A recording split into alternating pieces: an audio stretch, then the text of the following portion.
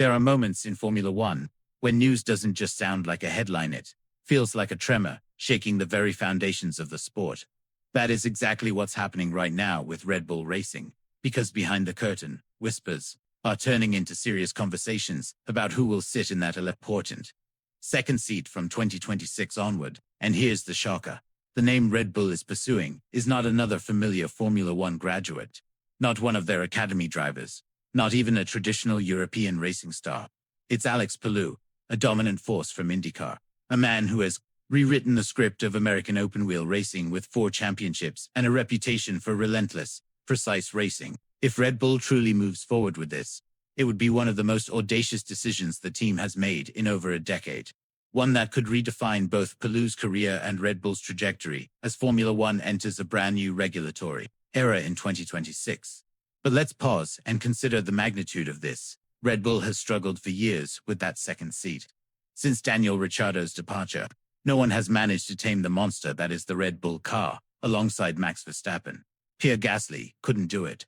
Alex Albon couldn't do it. Even Sergio Perez, with all his experience, has faced constant scrutiny and doubt. The truth is, driving next to Max isn't just a job, it's a trial by fire. And now Red Bull is thinking about throwing Alex Palou, a driver who has never raced a full Formula One season, into that inferno. It's a gamble that has split the F1 community right down the middle. Some say Palou has the raw talent, composure, and intelligence to finally break the so-called curse of the second seat. Others argue it's career suicide, a trap that could destroy everything he has built in IndyCar. For Red Bull, though, the timing is critical. With new regulations coming in 2026, the balance of power in Formula One is likely to shift dramatically. Red Bull knows it cannot afford to rely solely on Verstappen, especially with whispers that Max himself could eventually look elsewhere if the team falters. Bringing in someone like Palou is about hedging bets, about preparing for a future where stability in the second seat is no longer optional, but essential for survival. To truly understand why Alex Palou has become such a tempting option for Red Bull, we need to step back and look at the bigger picture. In IndyCar, Palou has been nothing short of extraordinary.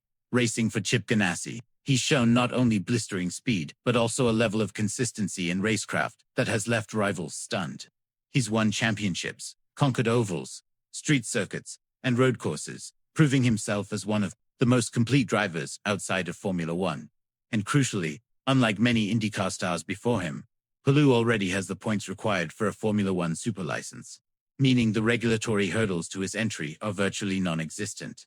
That alone makes him a far more attractive option than previous IndyCar names who were linked to Formula One but couldn't get past the bureaucratic walls. However, success in IndyCar doesn't automatically translate to Formula One glory. The adaptation is notoriously difficult. Cars are radically different, the pressure is higher, and the calendar is far more intense. But Palou isn't a complete outsider. He has already completed free practice sessions with McLaren in F1 machinery, gaining valuable experience. That's where the plot thickens. Because Palou isn't just a free agent waiting to be snapped up. He is tied to McLaren, part of their wider driver ecosystem, and this creates an immediate conflict. McLaren has invested in him, fought legal battles for him, and built part of their future around him. For Red Bull to come knocking now would trigger legal wrangling, financial negotiations, and potentially a massive release fee from both his IndyCar contract and his McLaren commitments. For Red Bull, the question isn't just, is Palou good enough? It's, is Palou worth the fight? Would they be willing to pay millions to wrestle him away from Ganassi and McLaren, knowing that one wrong move could see the deal collapse? This is where the political side of Formula One comes alive, because make no mistake, Red Bull isn't just considering a driver. They're considering a statement of power, a message to McLaren and the entire paddock that they're willing to shake up the chessboard to secure the best.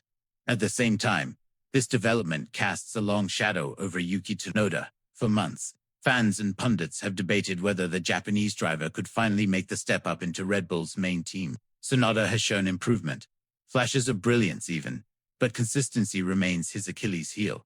The team has publicly stated that they're committed to helping him rediscover his best form. But the fact that Red Bull is already scouting outside talent tells you everything you need to know. Their patience is wearing thin. But Yuki isn't the only one who should be concerned. Behind him in the queue are Lawson and Isaac Hajatu, Red Bull juniors, who have shown serious promise. Lawson impressed the world when he stepped into F1 unexpectedly and scored points, proving he has the temperament for the big stage. Hajar, after a rocky start to his season, has stormed back with performances that have made him the highest-rated Red Bull Junior, outside of Verstappen himself. Under the old Red Bull leadership, promoting from within was a principle. But times are changing. The new management seems far more pragmatic, willing to break traditions if it means keeping the team competitive. This raises a crucial question. Why would Red Bull look to IndyCar at all when it has such a rich pipeline of young talent? The answer lies in the brutal reality of Formula One. Red Bull doesn't just need a promising youngster. They need someone who can withstand the Verstappen effect. That second seat isn't about potential. It's about survival. Palou, with his maturity, his composure, and his proven ability to handle pressure in championship fights, may offer something the juniors simply can't. Stability in the here and now. And stability is exactly what Red Bull needs if they want to secure both constructors and drivers' championships during a turbulent regulatory transition. Of course, the risk for Alex Palou himself cannot be understated. On one hand, joining Red Bull would be the opportunity of a lifetime. Formula One remains the pinnacle of motorsport, the stage every driver dreams of. The chance to sit alongside Max Verstappen, to prove yourself against the very best, is something almost impossible to walk away from. But there's a dark side too. That second Red Bull seat has ended more careers than it has made. Gasly, Albon, even Ricciardo in his comeback, they've all struggled under its weight.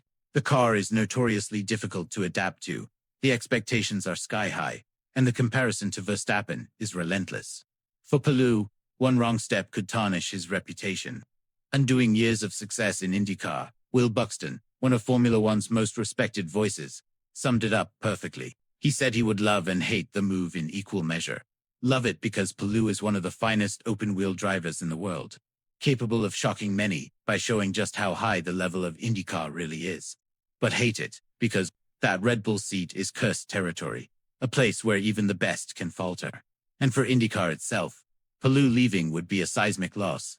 At just 27, he has the potential to dominate the series for years to come, building a legacy few could match. If he abandons that path for the uncertainty of Formula One, fans are right to question whether it's worth the risk. This is where the decision becomes deeply personal.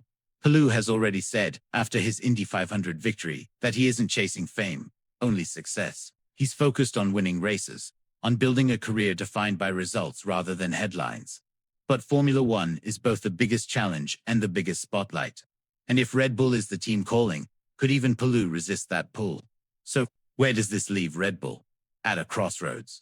On one hand, they have academy talents hungry for a chance. Drivers like Lawson and Hajar, who could be promoted at lower cost and with less political baggage. On the other, they have the allure of Alex Palou, proven champion from IndyCar, who could break the cycle of underperformers in the second seat. But let's not forget the bigger picture. The 2026 regulations could turn the pecking order on its head. Red Bull may not even be the dominant force by then. And whispers already suggest that Max Verstappen himself could be tempted to leave if performance slips. If that happens, Red Bull wouldn't just need a strong second driver, need a new team leader. That is why the Palou decision feels so significant. It's not just about filling a seat, it's about shaping the future identity of Red Bull Racing. Do they double down on their tradition of grooming young talent? Or do they swing for the fences and bring in an outsider with proven championship pedigree?